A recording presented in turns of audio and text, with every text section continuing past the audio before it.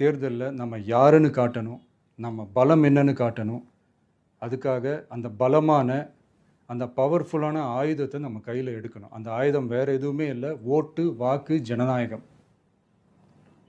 அது இருந்தால் தான் நம்ம அந்த வெற்றியை நோக்கியே நம்மளால் பயணிக்க முடியும். தமிழ்நாடே அந்த வாக்குச்சாவடி முன்னாடி திரண்டு நிற்கணும்.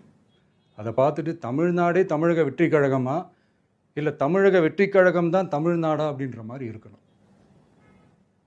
வீடுன்னு ஒன்று இருந்தால் தான் ஓடு மாற்ற முடியும்னு அறிஞர் அண்ணா அவர்கள் சொல்லியிருக்கிறாங்க. அந்த மாதிரி ஓட்டுன்னு ஒன்று இருந்தால் தான் இந்த நாட்டையே காப்பாற்ற முடியும்.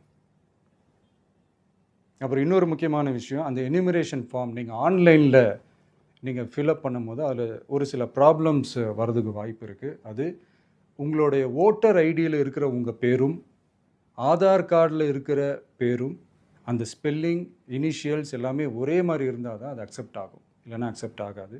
அது கொஞ்சம் கேர்ஃபுல்லாக பண்ணுங்கள். அது கொஞ்சம் யூசர் ஃப்ரெண்ட்லியாக இருக்கலாமேன்னு கேட்டதுக்கு அதெல்லாம் முடியாது, அதுக்கெலாம் வாய்ப்பு இல்லை, அதுக்கெலாம் ஆளுங்க இல்லை, பண்ண முடியாதுன்னு ரிப்ளை பண்ணிட்டாங்க. ஸோ அதனால் மைடியர் டிவிகே தோழர்களே, மைடியர் ஜென்சி படை பலமே,